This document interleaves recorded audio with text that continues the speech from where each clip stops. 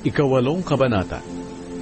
Hindi kinalimutan ng Diyos si Noe at ang mga kasama niyang hayop sa loob ng barko. Kaya pinaihip niya ang hangin sa mundo at dahan-dahang bumaba ang tubig. Tinakpan niya ang mga bukal at pinahinto ang ulan. Patuloy ang pagbaba ng tubig sa loob ng 150 araw.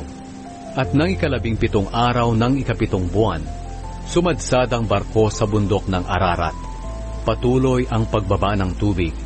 At nang unang araw ng 10 buwan, nakikita na ang tuktok ng mga bundok.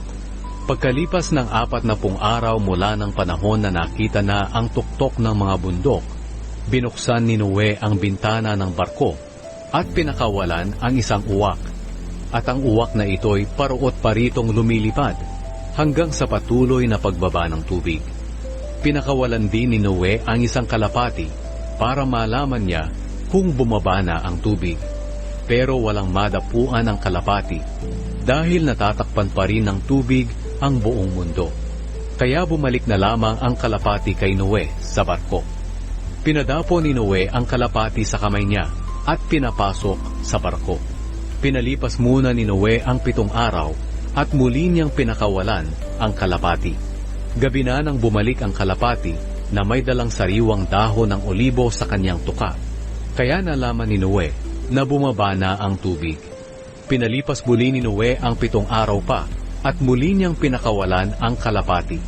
Pero hindi na ito bumalik. Noong unang araw ng unang buwan, tuluyan nang bumaba ang tubig. Si Noe ay 601 taong gulang na noon. Binuksan niya ang takip ng barko at nakita niya na tuyo na ang lupa. Nang 27 araw ng 2 buwan, tuyong-tuyo na talaga ang lupa sa buong mundo. Sinabi agad ng Diyos kay Noe, "Lumabas na kayong lahat sa barko. Palabasin niyo rin ang lahat ng hayop para dumami sila at mangalat sa buong mundo." Kaya lumabas si Noe kasama ang kanyang asawa, mga anak na lalaki, at mga manugang niya. Lumabas din ang lahat ng hayop, mga lumalakad, lumilipad, at gumagapang. Magkakasama sila ayon sa kani-kanilang uri. Naghandog si Noe. Gumawa si Noe ng altar para sa Panginoon. Pagkatapos, kumuha siya ng isa sa bawat uri ng hayop na malinis, pati rin sa bawat uri ng mga ibon na malinis, at sinunog niya ito sa altar bilang handog sa Panginoon. Nang naamoy ng Panginoon ang mabangong samyo nito, sinabi niya sa kanyang sarili, "Hindi ko na muling susumpain ang lupa dahil sa ginawa ng tao. Kahit alam kong makasalanan ng tao mula ng bata pa siya, hindi ko na talaga muling lilipulin ang lahat ng nabubuhay katulad ng aking ginawa noon."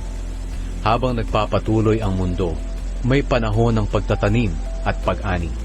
May taglamig at may tag-init. May tag-ulan at may tag-araw.